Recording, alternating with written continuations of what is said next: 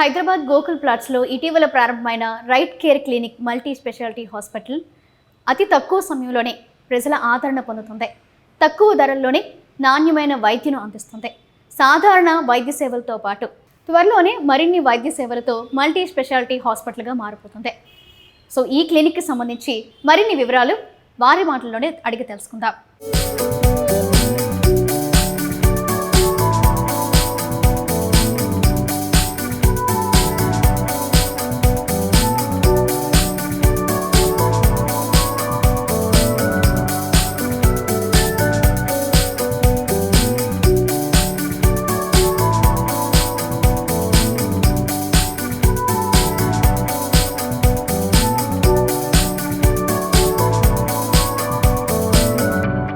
Hi sir, ఈ right care clinic మీరు ఎప్పుడు స్టార్ట్ చేశారు? ఇది స్టార్ట్ చేయడం వెనుక ఉద్దేశం ఏంటి? Right Care is started by an NRI. It is there since more than 5 years, but initially we used it to service only home care services. But noticing the demand, but noticing the healthcare necessities, and also the healthcare is in India becoming more corporatization. It's unreachable to the general public. We started with a motto of to reach everyone with economical way. So that is the reason we started here in Gokul plant, where we did not find any good hospital to service the people. So that's why we choose this. But we have plans to expand other places. We also developing an app to take care of hospital management and doctor management. We have plans in a big way to make it to reach everyone who needs this healthcare services. So that is the main motto. అంటే మనం చూసుకుంటున్నాం హైదరాబాద్లో చాలా multi speciality hospitals ఉన్నాయి. So right care క్లినిక్కే రావాలి అంటే ఎందుకు రావాలి? దానికి మీరు ఏం చెప్తారు? Right, as I said, hospitals becoming more into a commercial way, and it's a lot of big hospitals, corporate hospitals are coming. So it is for the common people and the middle class, lower middle class people, they're unable to bear that cost of the high cost services, corporate services. So we started, we understand that need of the people and affordability. So we choose to reach the every middle class, lower middle class people who can't afford the corporate hospitals. That is the main objective of starting this clinic.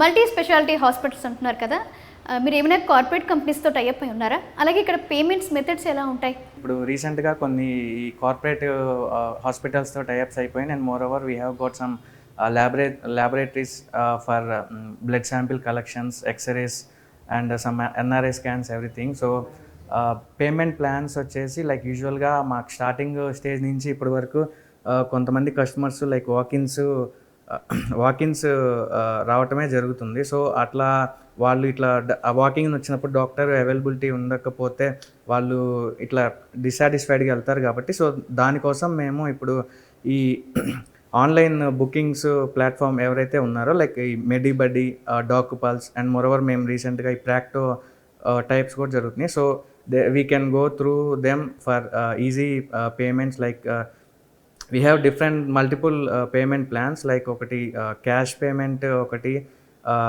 UPI, credit card, everything. Or so like this plan is everything especially for corporates. So they can go easily through cashless simply by giving their insurance details. So that we have already got some tie-ups with insurance companies.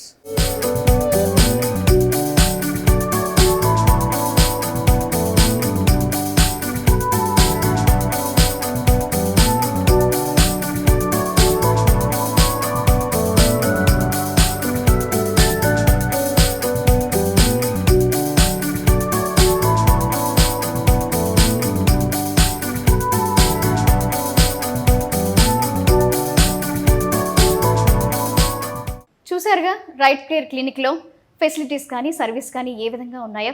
So మరిన్ని details తెలుసుకోవడానికి doctor Sunaina గారు మనతో పాటు ఉన్నారు. ఆమెను అడిగి మరిన్ని details తెలుసుకుందాం. Hi madam. హాయ్. జనరల్గా ఇప్పుడు మనకి మానసిక శారీరక ఆరోగ్యానికి మధ్య సంబంధం ఏంటి? దీన్ని ఎందుకు ఎక్కువగా పట్టించుకోవాలి? సో బేసికల్గా మానసిక శారీరక అంటే physical health and mental health.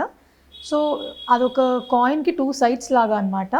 So ఎంత ఇంపార్టెంట్ ఇంకోటి కూడా అంతే ఇంపార్టెంట్. ఇప్పుడు ఫిజికల్ హెల్త్కి మనము టాబ్లెట్స్ ఎలా తీసుకుంటాము, దానికి తగ్గ ట్రీట్మెంట్ ఎలా తీసుకుంటామో సేమ్ మానసిక ఆరోగ్యం కూడా అంతే ఇంపార్టెంట్.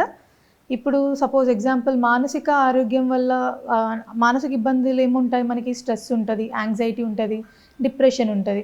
ఇప్పుడు స్ట్రెస్ వల్ల మనకి ఇప్పుడు కామన్గా వచ్చే వ్యాధులు ఉంటాయి కొన్ని, బీపీ కానీ, బీపీ షూటప్ అవ్వడం కానీ, లేదంటే డయాబెటీస్ కానీ, లేదంటే హార్ట్ అటాక్స్. ఇప్పుడు స్ట్రెస్ వల్ల వచ్చే హార్ట్ అటాక్స్ చాలా ఎక్కువైపోయాయి.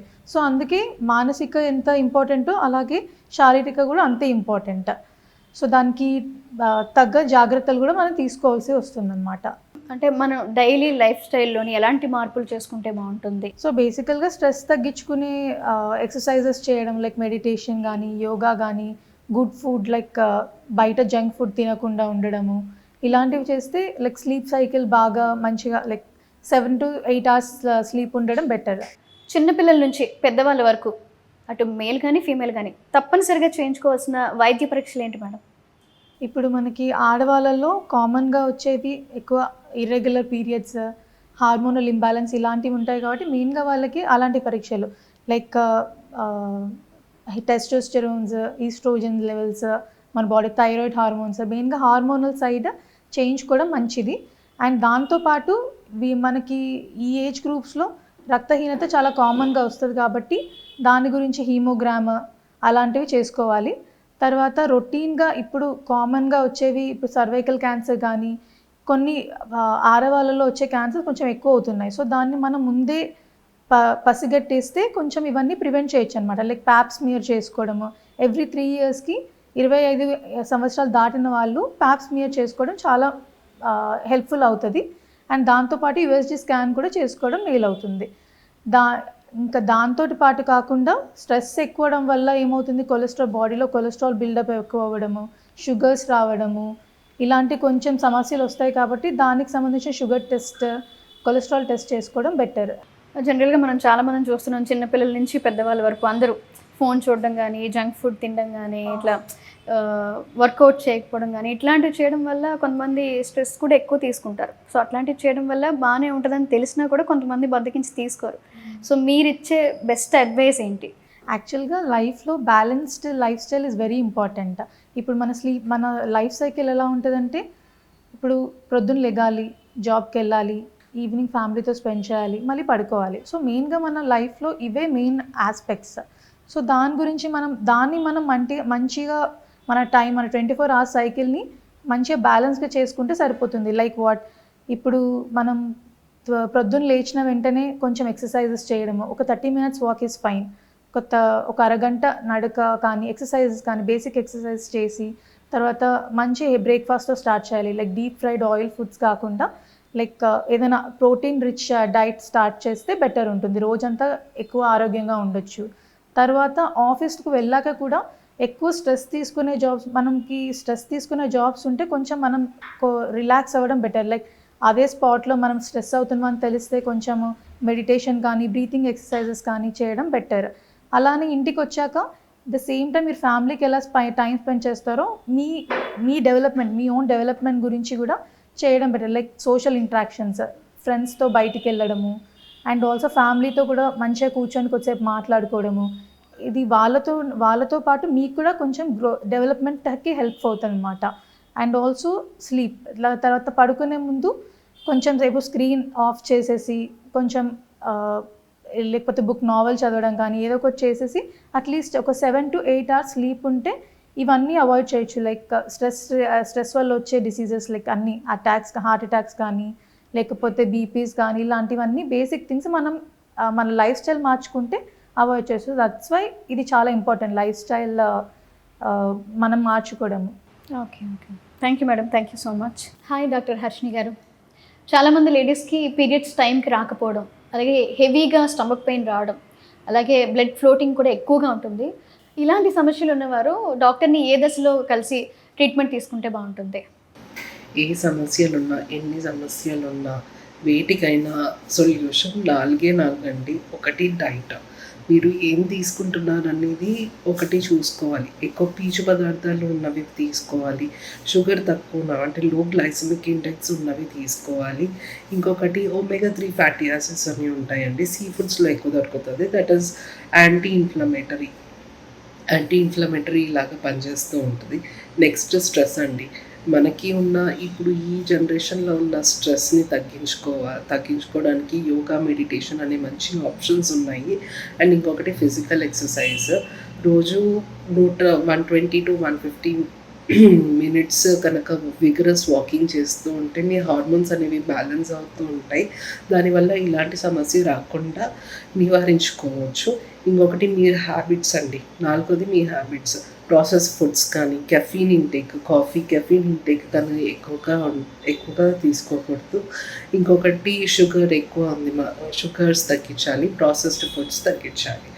Best advice for healthy life style అంటే ఒక డాక్టర్గా, ఒక మహిళగా నేను ఇచ్చే బెస్ట్ అడ్వైస్ ఏంటి అని అంటే ఫిజికల్ ఎక్సర్సైజ్ అండి. Physical exercise is more important, mandatory in our life style. It helps a lot. Next వచ్చేసి అడిక్వేట్ రెస్ట్ అండ్ మంచి స్లీప్. 6 to 8 hours రోజు కంపల్సరీగా పడుకోవాలి. అండ్ ఇంకొకటి process foods, white foods, high glycaemic index ఉన్న foods ఇవన్నీ limit చేయాలి. So this is the best advice I can give. చాలా మందికి పీసీఓడి ప్రాబ్లం అనేది ఎక్కువగా ఉంటుంది. సో అలాంటి వాళ్ళు లైఫ్ స్టైల్లో ఎలాంటి మార్పులు చేసుకుంటే బాగుంటుంది? ఇప్పుడున్న ఈ జనరేషన్లో స్ట్రెస్ ఎక్కువగా ఉండటం వల్ల, లేదు అని అంటే మన ఫుడ్ హ్యాబిట్స్ వల్ల ఇప్పటికే India is diabetic and hypertensive country. అట్లాగే రక్తం కూడా తక్కువ ఉండే కంట్రీలో ఇండియా కూడా ఒకటి. సో తరచుగా మనం బీపీ టెస్టులు కానీ, షుగర్ టెస్టులు కానీ చేసుకోవాల్సిన అవకాశం ఉంటుంది. అంటే 1 to 2 yearsకి ఒకసారి. లేదు అంటే థైరాయిడ్ కూడా చేయాలి. నెక్స్ట్ కొలెస్ట్రాల్ లెవెల్స్ 1 to 2 yearsకి ఒకసారి జనరలైజ్డ్ హెల్త్ చెకప్ అని చెప్పి లివర్ టెస్టులు కానీ, కిడ్నీ ఎలా ఉంది, లివర్ ఎట్లా ఉంది, ఇలాంటివి టెస్టులు చేస్తూ ఉంటారు. అది చేసుకోవాలి. మోస్ట్ ఇంపార్టెంట్గా సెల్ఫ్ బ్రెస్ట్ ఎగ్జామినేషన్ చేసుకోవాలి. ఏదన్నా కంతిలాగా కనిపించడం కానీ, దేంట్లో నుంచి నీరు కారటం కానీ, ఇలాంటివి ఏమైనా ఉంటే వెంటనే డాక్టర్కి సంప్రదించాల్సిన అవకాశం ఉంటుంది. అది కాకుండా ఇప్పుడు కొత్తగా మనం వింటుంది ఏంటంటే సర్వైకల్ స్క్రీనింగ్. దీనికి ప్యాప్స్మియర్ అనేది చేస్తూ ఉంటారు. 21 years తర్వాత చేస్తారు జనరల్గా, after or early as first intercourse. ఇది ఎవ్రీ 3 yearsకి ఒకసారి చేసుకోవాలి, 35 years వరకు. లేదు అని అంటే it is combined with HPV co testing అని చెప్పి ఎవ్రీ 5 yearsకి ఒకసారి, 3 yearsకి ఒకసారి ప్యాప్స్మియర్ చేస్తారు, 5 yearsకి ఒకసారి హెచ్పివిటి అనే టెస్ట్ చేస్తారు. సో ఇలా చేయించుకుంటూ ఉంటే చాలా మంచిది. And nutritional deficiencies, vitamin B12 and vitamin D levels కూడా చూసుకుంటూ ఉండాలి. మహిళలు తప్పక తీసుకోవాల్సిన టీకాలు, అలాగే హెల్త్ చెకప్ ఏ టైంకి తీసుకోవాలి? వీళ్ళకి సెపరేట్గా ఏమైనా వ్యాక్సినేషన్ ఏమైనా ఉంటుందా? ఆఫ్టర్ 30 బోన్ మినరల్ డెన్సిటీ అనేది తగ్గిపోతుందండి. So bone mineral density test అనేది ఒకటి చేసుకోవాలి. ఆఫ్టర్ 50 కూడా అసలు పూర్తిగా హార్మోన్స్ అనేవి తగ్గిపోతాయి. ఈస్ట్రోజన్, ప్రొజెస్ట్రాన్ అనేవి ఏమీ ఉండదు. సో దాంతోపాటు బోన్ మినరల్ డెన్సిటీ తగ్గిపోతుంది. సో కాల్షియం సప్లిమెంట్స్ అనేవి తీసుకుంటూ ఉండాలి. మహిళలు తప్పక తీసుకోవాల్సిన టీకాలలో బిఫోర్ ప్రెగ్నెన్సీ మెయిన్గా మనకి MMR వ్యాక్సిన్ అండి, మీజిల్స్, మమ్స్, రుబెల్లా, ఈ వ్యాక్సిన్ అనేది తీసుకోవాలి. చికెన్ పాక్స్కి వ్యాక్సిన్ అనేది తీసుకోవాలి. అది కాకుండా టీడాప్, డిప్తీరియా, పర్టూసిస్ అండ్ టెటనస్, దీనికి వ్యాక్సిన్ ఇస్తారండి. డిపిటి అంటారు. ఇది అడ్వాన్స్ స్టేజ్లో టీడాప్ అని అంటారు. సో టీడాప్ వ్యాక్సినేషన్ కూడా తీసుకోవాలి. అండ్ ఇన్ఫ్లుయెన్జా వ్యాక్సిన్ కూడా తీసుకోవాలి. ఇవి కంపల్సరీగా తీసుకోవాలండి వ్యాక్సిన్స్. మోర్ దాన్ 60 years ఉంటే RSV వైరస్, రెస్పిరేటరీ సిన్సిషియల్ వైరస్కి ఒక వ్యాక్సిన్ ఉంటుందండి. ఆ వ్యాక్సినేషన్ తీసుకోవాలి. అండ్ హెపటైటిస్ బి, ఈ వ్యాక్సిన్ చాలా ఇంపార్టెంట్ అండి. హెపటైటిస్ బి వ్యాక్సిన్ తీసుకోవాలి. వీటితో పాటు మీరు చిన్నప్పుడు ఏవైతే తీసుకున్నారో వాటన్నిటికీ బూస్టర్ డోసెస్ తీసుకోవాలి. చాలామంది పేరెంట్స్కి తెలియదు చిన్నపిల్లలకి నిద్ర ఎంతవరకు ఉండాలి, ఏ టైంకి వాళ్ళని నిద్రపుచ్చాలి, ఎలాంటి ఫుడ్ తీసుకోవాలి, ఏ టైంకి టీకాలు వేయాలని చాలామందికి తెలియదు. సో దానికి సంబంధించి మనతో పాటు డాక్టర్ నిఖిలేష్ గారు ఉన్నారు. సో వారిని అడిగి మరిన్ని డీటెయిల్స్ తెలుసుకుందాం. Hi sir. హలో, హాయ్ అండి. హాయ్ అండి. జనరల్ కొంతమంది పేరెంట్స్కి ఎలా అంటే పిల్లలు పుట్టిన తర్వాత వాళ్ళకి టీకాలు ఏ టైం వేయాలో తెలియదు, ఒక ఐడియా ఉండదు. సో వాళ్ళ పేరెంట్స్ చెప్తారు కానీ వీళ్ళు వర్క్లో పడి మర్చిపోవడం అలాంటి వాళ్ళు చేస్తూ ఉంటారు. అండ్ పిల్లలకి ఎంత నిద్ర ఉండాలి, సో దానికి సంబంధించి చెప్పండి సార్. సో మనం చూసుకుంటే పుట్టిన పిల్లలు ఏదైతే ఉంటారో వీళ్ళలో ఏంటంటే మోస్ట్ ఆఫ్ ది టైం పిల్లలు పడుకొనే ఉంటారు. So around almost 20 hours per day స్లీప్లో ఉంటారు వాళ్ళు. ఓన్లీ ఏదైతే ఫీడింగ్ టైం ఉంటుందో ఆ టైంలో మాత్రమే లేస్తారు, క్రై చేస్తారు. సో ఆ టైంలో ఫీడింగ్ ఇస్తే మళ్ళీ పడుకుంటారు. సో ఇది పుట్టిన పిల్లల వయసులో మనం చూసుకుంటాము. నెక్స్ట్ వచ్చేసి మనం ఏదైతే 1 year ఏజ్, ఆ ఏజ్ పిల్లల్లో చూస్తామో 4 months to 1 year ఏజ్, వీళ్ళలో చూస్తే అరౌండ్ 16 to 18 hours పడుకుంటారు వీళ్ళు. ఇది ఏంటంటే మధ్యాహ్నం న్యాప్స్, నైట్ న్యాప్స్ అన్నీ ఇంక్లూడ్ చేసి అరౌండ్గా చూస్తాం మనం. దాని తర్వాత ఏజ్ పెరిగే కొద్దీ స్లీప్ టైం తగ్గుతూ వస్తుంది. సో ఈ లాస్ట్ మనం వచ్చేసరికి ఏదైతే 14-15 years ఏజ్ వస్తారో అప్పటికి అరౌండ్ అడల్ట్స్ లాగానే 8 to 10 hours స్లీప్ తీసుకుంటారు. సో ఇలా ఏజ్ పెరిగే కొద్దీ స్లీప్ టైం డ్యూరేషన్ అంటే తగ్గుతూ వస్తుంది. సో వ్యాక్సినేషన్కి వచ్చేసరికి ఏమంటే, సో ఇప్పుడు యూనివర్సల్ వ్యాక్సినేషన్ అనేది ఇప్పుడు నడుస్తుంది. సో మనకి నేషనల్ ఇమ్యునైజేషన్ షెడ్యూల్ ఉంది. సో దాని ప్రకారం మన గవర్నమెంట్ అందరికీ పుట్టిన ప్రతి పిల్లలకి వ్యాక్సినేషన్ అందేలాగా అన్ని గవర్నమెంట్ హాస్పిటల్స్లో లేకుంటే అంగన్వాడీస్లో అన్నిట్లో కూడా అరేంజ్ చేసింది మన గవర్నమెంట్. సో ఏవైతే మిస్డ్ వ్యాక్సిన్స్ ఉంటాయో దానిలో అడిషనల్ వ్యాక్సిన్స్ అంటాం వాటిని. సో అడిషనల్ వ్యాక్సిన్స్ అనేవి మనకి ఐఏపీ షెడ్యూల్లో ఉంటాయి. సో ఈ ఐఏపీ షెడ్యూల్లో ఉన్న అడిషనల్ వ్యాక్సిన్స్ అనేది మనం ప్రైవేట్ సెక్టర్లో తీసుకోవాల్సిన అవసరం ఉంటుంది. అంటే జనరల్గా ఇప్పుడు కొంతమంది మిస్ అయిన వ్యాక్సిన్స్ ఉంటాయి కదా, సో కంపల్సరీగా తీసుకోవాల్సిన వ్యాక్సిన్స్ ఏమైనా పిల్లలకి ఉంటాయా? కంపల్సరీ వ్యాక్సినేషన్ ఏవైతే ఉన్నాయో అవన్నీ మన గవర్నమెంట్ నేషనల్ ఇమ్యునైజేషన్ షెడ్యూల్లో ఇంక్లూడ్ చేశారు. ఒకవేళ ఆ ఇంక్లూడ్ చేసిన టైంలో మనం తీసుకోలేకపోతే మనం దాన్ని క్యాచప్ వ్యాక్సినేషన్ అంటాం. సో మనం ఏ టైంలో అయితే వాళ్ళ దగ్గరికి వెళ్తున్నామో ఆ టైంలో ఎన్ని డోసులు ఇవ్వగలరో అది క్యాలిక్యులేట్ చేసి ఇస్తారు. సో అలా తీసుకోవాలి. సో ఈ టైంకి మిస్ అయిపోయింది కదా అని చెప్పి తీసుకోకుండా ఉండడం అనేది కరెక్ట్ కాదు. సో ఖచ్చితంగా వాళ్ళు వ్యాక్సిన్స్ అనేది తీసుకోవాలి, ఈ టైం టు టైం తీసుకోవాలి. ఐడియల్గా అయితే వాళ్ళు ఇచ్చిన టైంలో కరెక్ట్గా తీసుకుంటే ఏదైతే ఇమ్యూనిటీ డెవలప్ అవ్వాలో అది కరెక్ట్గా డెవలప్ అవుతుంది. కానీ ఒకవేళ వాళ్ళు మిస్ చేశారు అంటే మిస్ చేసినా కూడా ఎనీ టైం వెళ్ళి తీసుకునే అవకాశం ఉంటుంది. ఏ టైంలో అని కాదు, కొన్ని వ్యాక్సిన్స్కి కొంచెం టైం ఉంటుంది, దాని తర్వాత ఇవ్వలేము. సో ఏదైతే ఇవ్వగలిగిన టైం ఉంటుందో ఆ టైంలో మనం ప్రజెంట్ అయ్యామనుకోండి, సో ఆ టైంలో ఇచ్చేస్తారు. సో ఎంత అర్లీగా వీలైతే అంత అర్లీగా తీసుకోవడం అనేది మంచిది. అలాగే కొంతమంది విలేజ్లో ఉంటారు కొంతమంది. సో పిల్లలకి ఏమైనా మనకి ఫ్లూ కానీ ఫీవర్ కానీ వస్తే కొంచెం సొంత వైద్యం అనేది అలా చేస్తూ ఉంటారు. సో అది మంచిదేనంటారా, లేకపోతే కంపల్సరీగా డాక్టర్ని కన్సల్ట్ అయ్యి దానికి తగ్గ ట్రీట్మెంట్ తీసుకుంటే మంచిదంటారా? ఈ సొంత వైద్యం అనేది చాలా డేంజరస్. ఎందుకంటే పల్లెటూళ్ళలో ఏదైతే ప్రాక్టీస్ చేస్తూ ఉంటారో సో వాళ్ళకి ఎగ్జాక్ట్గా పీడియాట్రిక్ ఎక్స్పీరియన్స్ అనేది ఉండదు. సరే ఏదైతే పెద్దవాళ్ళు ఉంటారో వాళ్ళు వెళ్తారు, వాళ్ళకి ఇంజెక్షన్స్ ఇవ్వడం అవన్నీ జరుగుతూ ఉంటాయి. సో పిల్లలకు అనే ఎక్స్పోజర్ వాళ్ళకి చాలా తక్కువగా ఉంటుంది. సో పిల్లలు అన్ని మెడిసిన్స్ అనేది కూడా ఇవ్వలేము. దెర్ ఆర్ ఓన్లీ కొన్ని మెడిసిన్స్ మాత్రమే పిల్లలకు ప్రిస్క్రైబ్ చేయగలం. ఆ లిమిటెడ్ మెడిసిన్స్లోనే మనము పిల్లలకి ఇవ్వాలి. సో ఎందుకంటే వాళ్ళ లివర్ కానీ కిడ్నీ కానీ అవన్నీ కొంచెం లోడ్ హ్యాండిల్ చేయలేవు అనమాట. సో వెయిట్ ప్రకారం డోసెస్ ఉంటాయి పిల్లలకి. సో ఆ వెయిట్ ప్రకారం ఎంత డోస్ ఇవ్వాలో అంత డోసే ఇవ్వాలి. సో ఆ డోస్ ఇవ్వడానికి మనం పీడియాట్రిషియన్ని కన్సల్ట్ అవ్వడం ఈజ్ ద బెస్ట్ థింగ్. ఎందుకంటే ఆ డోసెస్ అవన్నీ క్యాలిక్యులేట్ చేసి దాని ప్రకారం మెడిసిన్స్ ఇస్తారు. నీకు ఇప్పుడు చూస్తున్నాం జనరల్గా, ఇప్పుడు హైదరాబాద్ చూసుకుంటున్నాం మనం, పేరెంట్స్ ఇద్దరు వర్క్కి వెళ్ళిపోతే పిల్లల్ని మొబైల్లో కంప్యూటర్ ఇచ్చి ఇంకా ఆడుకోమని చెప్పి వదిలేస్తున్నారు, ఎందుకంటే వాళ్ళు వర్క్ చేసుకోవాలి కాబట్టి. సో అలా చూడడం వల్ల స్క్రీన్ టైమింగ్ ఎక్కువగా ఉండడం వల్ల వాళ్ళకి ఎలాంటి ఎఫెక్ట్ పడుతుంది? సో ఈ విషయంలో వాళ్ళ పేరెంట్స్ ఎలాంటి జాగ్రత్తలు తీసుకోవాలి? యూజువల్లీ స్క్రీన్ టైంకి వచ్చేసరికి మన అమెరికన్ అకాడమీ ఆఫ్ పీడియాట్రిక్స్ ఏం చెప్తారంటే లెస్ దాన్ 2 years అసలు పిల్లలకి స్క్రీన్ టైమే ఉండకూడదు అని చెప్తారు. అంటే ఈ స్క్రీన్ టైంలో టెలివిజన్ కావచ్చు, మొబైల్ ఫోన్ కావచ్చు, ల్యాప్టాప్ కావచ్చు, ఏదైనా కానీ అస్సలు ఎక్స్పోజర్ ఉండకూడదు అని చెప్తారు. సో ఇవన్నీ ఖచ్చితంగా పాటిస్తే పిల్లల్లో మెంటల్ హెల్త్ అనేది, డెవలప్మెంట్ అనేది బాగుంటుంది అని వాళ్ళ ఉద్దేశం. ఇదంతా చాలా రీసెర్చ్ చేసిన తర్వాత వాళ్ళు డిసైడ్ చేసిన గైడ్లైన్స్. దీని ప్రకారం ఏంటంటే లెస్ దాన్ 2 years ఉన్న పిల్లలకి అసలు స్క్రీన్ అనేది అలౌ చేయకూడదు. తర్వాత 2 to 5 years ఏదైతే ఉంటుందో ఆ ఏజ్లో అరౌండ్ ఓన్లీ 1 hour మాత్రమే అలౌ చేయగలము. అది కూడా only educational purpose, not entertainment purpose. So educational పర్పస్కి మాత్రమే మనం ఇవ్వగలం. దాని తర్వాత కూడా till 15 years of age 2 hours మాత్రమే అలౌ చేయగలము, దట్ టు అండర్ సూపర్విజన్. పెద్దల సూపర్విజన్లో మాత్రమే అలో చేయాలి.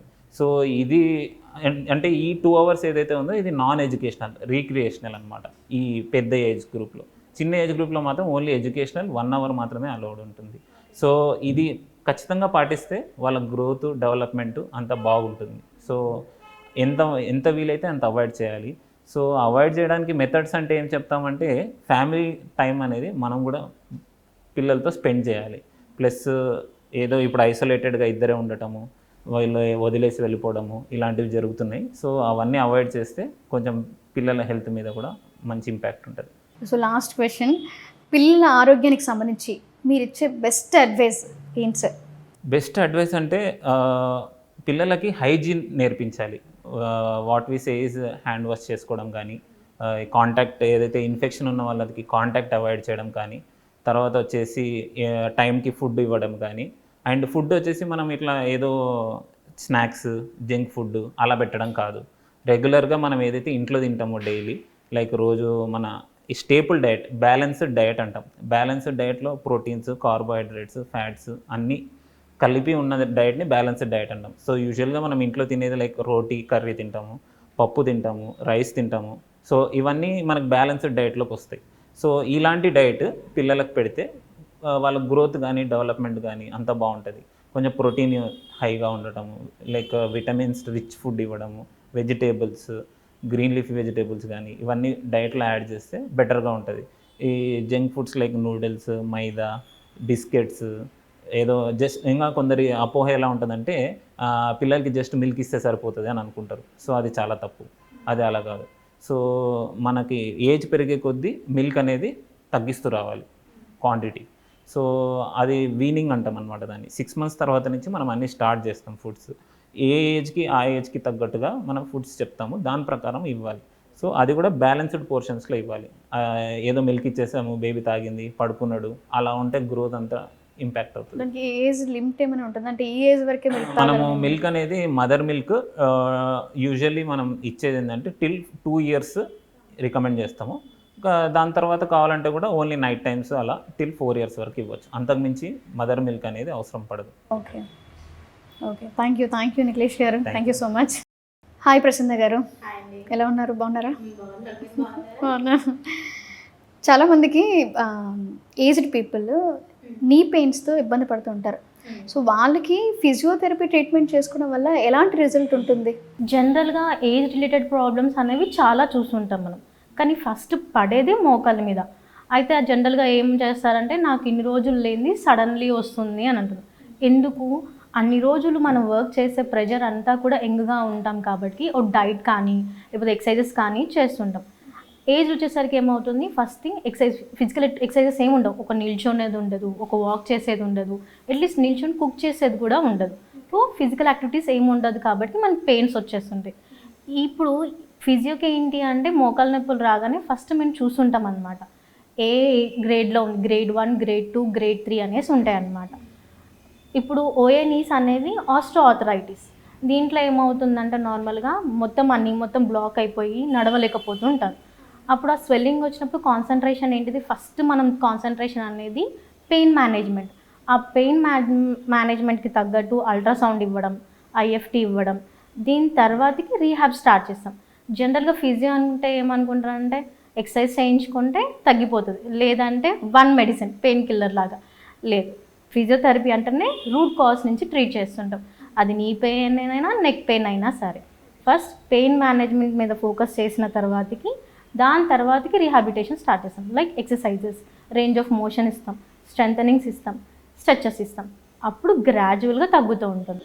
ఓకే, ఇప్పుడు ఈ ఫిజియోథెరపీ ట్రీట్మెంట్ చేసుకున్న వాళ్ళు అంటే ఇన్ని నెలలు ఇలా కొన్ని ఫుడ్ కానీ రిలేటెడ్ ఫుడ్ తీసుకోవడం కానీ, వాకింగ్ చేయడం కానీ, వర్కౌట్ చేయడం కానీ అది కంటిన్యూ చేయాలా, లేకపోతే ఇన్ని నెలలే చేస్తే సరిపోతుందా అని ఏమైనా ఉంటుందా పర్టికులర్? ఇన్ని డేస్ అనేది ఏమి ఉండదు పర్టికులర్గా. ఫర్ ఎగ్జాంపుల్ ఇప్పుడు మనం డైలీ మార్నింగ్ లేస్తాం, ఒక్కొక్కరికి ఒక్కొక్క అలవాటు ఉంటుంది. లైక్ మార్నింగ్ లేవగానే వాటర్ అది కంటిన్యూస్గా ఉంటుంది, అలా అలవాటు అయిపోతుంటుంది. సేమ్ థింగ్ ఒక పర్టికులర్గా ఒకటే దగ్గర ఇప్పుడు ఎట్లా అవుతుందంటే no ventilation, no vitamin D. So ఏమవుతుంది, ఒక వాకింగ్ ఉండట్లేదు, ఇంట్లో అయినా సరే వాకింగ్ చేయట్లేము, ఉంటే ఫోన్ పట్టుకొని కూర్చుంటున్నాం, అదే లైక్ అవర్స్ కూర్చుంటున్నాం. అదే వాక్ చేయమన్నాడు ఒక 5 minutes, పక్కనున్న షాప్కి కూడా మనం వెళ్ళట్లేము. ఉంటే లిఫ్ట్ లేకపోతే బకెట్ కిందకేస్తున్నాం తప్ప ఏమి యూజ్ చేయట్లేము మనం. General normal warmups like walk చేయండి, జనరల్ ఎక్సర్సైజ్ వాకింగ్ చేయడము, లేకపోతే the way you go for little big walk, ఆ ఇంపాక్ట్ అనేది చాలా ఇస్తుంటుంది. ఏం లేకపోతే మనం ఏం పని చేయలేదు, లేకపోతే సైకిలే కొనుక్కుంటున్నాం మనము, దాన్ని పక్కన పెట్టేస్తే ఏమవుతుంది, అది రస్ట్ పట్టేస్తుంటుంది. యూజ్ చేస్తేనే ఏదైనా సరే మన బాడీ కూడా సేమ్ మూమెంట్స్ అనేవి ఉండాలి, అప్పుడే మన బాడీ కూడా ఫ్రీ ఉంటుంది. ఓకే. ఇప్పుడు కొంతమంది ఇప్పుడు ఫీమేల్ కానీ మేల్ కానీ ఇప్పుడు వర్క్ చేస్తున్నారు, అందరూ గంటల తరబడి కూర్చునే ఉంటారు. సో వాళ్ళకి బ్యాక్ పెయిన్ అనేది కామన్ అయిపోద్ది. సో అలాంటి వాళ్ళకి ముందుగా అంటే ఇలాంటి వాళ్ళకి ఫిజియోథెరపీ ట్రీట్మెంట్లో ఎలాంటి ట్రీట్మెంట్ ఉంటుంది? అండ్ ఇంకోటి బ్యాక్ పెయిన్ రాకుండా ఉండాలంటే వాళ్ళు ఎలాంటి జాగ్రత్తలు తీసుకోవాలి? అంటే ఫిజియోథెరపీ ట్రీట్మెంట్కి వెళ్ళకుండా మనమే అవి క్యూర్ చేసుకునేలాగా ఎలాంటి వర్కౌట్స్ కానీ ఫుడ్ హ్యాబిట్స్ కానీ ఏమైనా చేంజెస్ చేసుకోవాలా? ఓకే, మన డైలీ లైఫ్లో మనం చూస్తున్నది ఇప్పటి వరకు ఏంటి అని అంటే లైక్ పోస్టర్ అనేది చాలా ఇంపార్టెంట్. జనరల్గా మనం ఫోన్ పట్టుకుంటే యూస్ చేస్తే ఇదే లేకపోతే ఇది ఒక సర్టన్ పొజిషన్ అనేది పెట్టట్లేదు. ఏమవుతుంది, మనం షోల్డర్స్ కిందకి పెట్టేస్తుంటాం, మన బ్యాక్ మీదనే ఎక్కువ కూర్చున్నా నిల్చున్నా మన బ్యాక్ మీద బాగా ఎఫెక్ట్ అవుతుంది. సిస్టమ్ యూజ్ చేసే వాళ్ళే అనుకుందాం, వాళ్ళు ఏం చేస్తుంటారు, జస్ట్ మౌస్ పట్టుకొని అలాగనే కూర్చుంటారు, లేదంటే ఒక పర్టికులర్ పొజిషన్ పెట్టుకోరు. ఇప్పుడు చైర్లో కూర్చుని ఎలా కూర్చుంటామో ఒక కాలు పైకి పెట్టేసి కూర్చుంటాం, అప్పుడు ఇంపాక్ట్ మొత్తం బ్యాక్ మీద పడుతుంది. కూర్చున్న పోస్టర్ అనేది కరెక్ట్గా ఉండాలి. ఖచ్చితంగా బ్యాక్ అనేది కూషన్ ఉంటుంది. ఇప్పుడు మన ఆఫీస్ చైర్స్ అనేవి కౌచ్తో ఉంటుంది, అవి కూర్చోవడం, జస్ట్ ప్రొలాంగ్ స్టాండింగ్ ప్రొలాంగ్ ఏదైనా ఎఫెక్ట్ వచ్చేస్తుంది. మధ్యలో బ్రేక్ తీసుకుంటూ ఉండాలి. లైక్ ఒక 1 hourకి ఒకసారి బ్రేక్ తీసుకుంటూ ఉండి, మీటింగ్స్ ఉంటాయి, it's common, but at least you have to relax your body. మజిల్ని ఎప్పుడైనా కొంచెం రిలాక్స్ ఇస్తుంటేనే it won't be that much of pain. And next thing, ఎప్పుడైనా you feel mild tiredness, you need some warmups like walking చేసుకుంటాం, then after వేడినీళ్ళు కాపడం పెట్టుకోవడము, లేకపోతే వేడినీళ్ళతో స్నానం చేయడం, అది బెడ్ టైం, మార్నింగ్ టైం ఎప్పుడైనా సరే చన్నీళ్ళతో చేసుకుంటే మన బాడీకి కొంచెం activities plus muscle movement, blood circulation చాలా ఈజీగా అవుతుంది. సో పెయిన్స్ కూడా అంత తొందరగా అటాక్ అవ్వకుండా ఉంటుంది. ఓకే. ఇప్పుడు ఆల్రెడీ ఫిజియోథెరపీ ట్రీట్మెంట్ తీసుకున్న వాళ్ళకి సో మళ్ళీ ఇలాంటి ప్రాబ్లమ్సే ఫేస్ చేశారనుకోండి, వాళ్ళకి మీ దగ్గర ఎలాంటి ట్రీట్మెంట్ ఇస్తారు? ఫస్ట్ థింగ్ ఆల్మోస్ట్ అక్కడ తెలిసిపోతుంది మళ్ళీ బ్యాక్ వచ్చింది ఆ పెయిన్ అంటే they were not at all following physio treatment. Already మేము మెన్షన్ చేస్తుంటాం ఏమని అంటే, మీకు వచ్చిన పెయిన్ రూట్ కాజ్ నుంచి ట్రీట్ చేస్తున్నాం. సో మీకు ఖచ్చితంగా 1 week పెయిన్ ఉంటుంది. సో ఈ పెయిన్ ఆ 1 week ఉంటుంది, రూట్ కాజ్ నుంచి ట్రీట్ చేస్తున్నాం. దాని తర్వాతకి కూడా మీరు ఎక్సర్సైజెస్ చేసుకోవాలి. మీరు ఖచ్చితంగా ఒక 3 months చేసుకోండి. దాని తర్వాతకి వెరీ సింపుల్ ఎక్సర్సైజెస్ చెప్తుంటాం అనమాట. మేము 5 చెప్తాం, ఎక్కువ కూడా చెప్పాం మేము. ఆ 5 కంటిన్యూస్ చేసుకోండి, మీ డైలీ యాక్టివిటీస్లో యాడ్ చేయండి, విత్ మార్నింగ్ ఆర్ ఈవినింగ్ మీ ఇష్టం. సో అది కంటిన్యూస్ చేస్తున్నప్పుడు ఆ పెయిన్ రాదు. మీరు ఎప్పుడైతే ఎక్సర్సైజెస్ మిస్ చేస్తారో, పోస్చర్ కరెక్ట్గా ఉండదు, పడుకునే పొజిషన్ కరెక్ట్గా ఉండదు, అప్పుడు పెయిన్ అనేది బ్యాక్ వచ్చేస్తుంటుంది.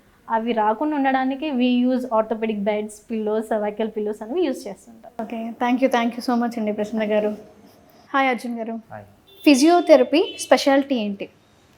ఇది ఎలాంటి ప్రాబ్లమ్స్కి పరిష్కారం లభిస్తుంది? అండ్ ఫిజియోథెరపీ చేసుకున్నాక రిజల్ట్ ఏ విధంగా ఉంటుంది? Physiotherapy means maintaining of restore the life for peoples. అలా చెప్తే ఎలా అంటే, నార్మల్ పీపుల్కి ఎలాంటి మూమెంట్ ప్రాబ్లం ఉంటే అది రీస్టోర్ చేసుకొని దాని ప్రకారం వాళ్ళ లైఫ్కి రీస్టోర్ చేసి వాళ్ళ లైఫ్లో తీసుకొని పోవడానికి చేపిస్తాం. ఇది maintaining of restore the life with it function, activity and mobilisation, right kind of condition. Nearly physiotherapy means orthopedic, neurology and sports physical condition. Mainly ortho means surgery cases, knee and back pain and ankle pain and elbow condition. And neurology means stroke condition, Parkinson's and musculoskeletal condition, like of condition we have to deal with. And main of the physiotherapist means restore the life of normal people and every condition for physiotherapist. ఇప్పుడు కొంతమంది aged ఉంటారు, వృద్ధులు, ladies కానీ males కానీ, వాళ్ళకి నీ pains ఎక్కువగా వస్తుంటాయి. వాళ్ళకి ఫిజియోథెరపీ చేయించుకోవడం వల్ల ఎలాంటి రిజల్ట్ ఉంటుంది మనకి? Mainly knee pain means old age people only knee pain ఎక్కువ వస్తుంది. దాని ప్రకారం ఎలా అయితే రెగ్యులర్ మూమెంట్ని మనం ఫాలో చేసుకొని దానికి ముందుకు ఎలా ఉండిందో దానికి రీస్టోర్ చేసుకొని నార్మల్ లైఫ్ తీసుకొని రావాలి. అలా అయితే వాకింగ్ ప్యాటర్న్ చేంజ్ చేయాలి, పోస్చర్ కరెక్షన్ చేయాలి, వాకింగ్లో ఏమైనా బ్యాలెన్సింగ్ ఇంబ్యాలెన్స్ చేయాలి, సడన్ ఫాల్ డౌన్ ఉంటాయి దానికి సపోర్ట్ వేసుకోవాలి, బ్రేస్ వేసుకోవాలి అనే లోట్ ఆఫ్ కండిషన్ ప్రకారం నీ రెగ్యులర్ మూమెంట్ని రీస్టోర్ చేసుకోవాలి. అంటే కొంతమందికి నీ అనేది పూర్తిగా అరిగిపోతుంది, సో వాళ్ళు నడవలేరు. అలాంటి వాళ్ళకి ఫిజియోథెరపీ చేసుకోవడం వల్ల ఎలా ఆ ప్రాబ్లం ఎలా క్లియర్ అవుతుంది? సో 2 ఆప్షన్ ఉంది. రెగ్యులర్ వాళ్ళు ఎక్సర్సైజ్ చేసుకుంటే దాని ప్రకారం వాళ్ళు డ్యూరేషన్ లెవెల్లో కొంచెం తగ్గేయచ్చు. అదర్వైజ్ ఇంకొకటి టీ కేర్ చేయాలి, total knee replacement. Total knee replacement చేసినప్పుడు వాళ్ళకి డ్యూరేషన్ లెవెల్లో 1 వీక్ 2 వీక్స్ కంటిన్యూస్గా బెడ్ రిడన్ పేషెంట్లో బెడ్ రిడన్ ఎక్సర్సైజ్ చూపించాలి. 1 మంత్ ఆఫ్టర్ 16 days తర్వాత మంచిగా మూవ్మెంట్ వాకింగ్ ప్యాటర్న్ ఇంక్రీజ్ చేయాలి. Same like hip and femur fracture same condition, you have to movement normal moment restore చేయాలి.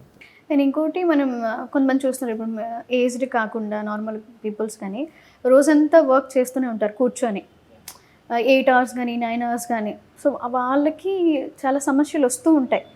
వాళ్ళకి ఫిజియోథెరపీ చేయించుకుంటే ఎలా ఉంటుంది? అంటే ఆ ప్రాబ్లమ్స్ అంటే 8 hours కంప్లీట్గా కూర్చోవడం వల్ల నీ పెయిన్స్ ఎక్కువగా ఉంటాయి వాళ్ళకి.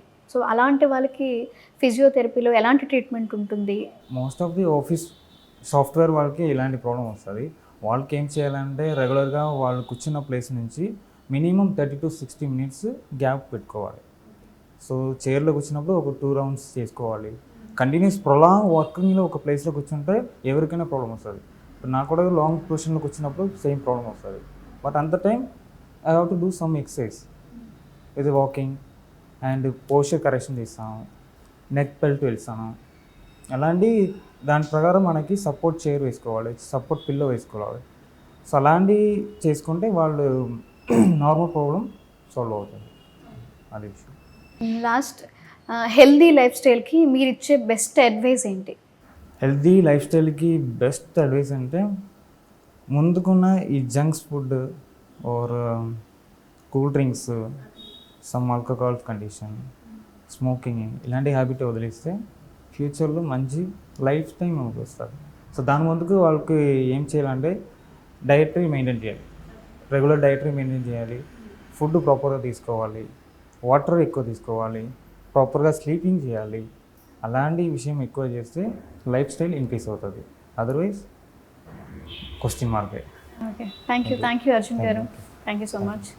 హలో అండి, మీరు ఎక్కడి నుంచి వస్తున్నారు? ఓకే, ఇక్కడ రైట్ కేర్ క్లినిక్లో మీకు సర్వీస్ ఎలా అనిపించింది? బాగుందండి. ఓకే, మీరు ఏ ట్రీట్మెంట్ తీసుకుంటున్నారు? పిల్లలకండి పీడియాట్రిక్ డాక్టర్ దగ్గర ముఖేష్ గారు చాలా బాగా చూసారండి. ఓకే, సర్వీస్ ఎలా అనిపించింది? అంటే ట్రీట్మెంట్ కానీ ఎవరైనా రిసీవింగ్ కానీ ఎలా అనిపించింది మీకు? బాగుందండి, అన్ని డీటెయిల్డ్గా అడుగుతున్నారు. ఓకే. ఆ తర్వాత హిస్టరీ కూడా డీటెయిల్డ్గా అడుగుతున్నారు. ఆ తర్వాత ప్రిస్క్రిప్షన్ తర్వాత కూడా అంతా డీటెయిల్డ్గా డైట్ అది ఎలా తీసుకోవాలి అంతా కూడా బాగా చెప్తున్నారు. సిమ్టమ్స్ అవన్నీ బాగా అడుగుతున్నారు. ఓకే, ఇక్కడ ఫెసిలిటీస్ ఎలా అనిపించాయి మీకు? బాగుంది. ఎక్కడైనా అన్కంఫర్ట్ ఫీల్ అయ్యారా? ఎలా ఉంది సర్వీస్ కానీ ట్రీట్మెంట్ కానీ? ఓకే, మీకు సంబంధించి ఎవరైనా చుట్టుపక్కల ఎవరైనా పిల్లలకి ఏమైనా ప్రాబ్లం వస్తే ఇక్కడ సజెస్ట్ చేస్తారా మీరు? చెప్తామండి, కంపల్సరీ చెప్తాము. ఓకే, థ్యాంక్ యూ అండి. Thank you. Please move with right care for right treatment.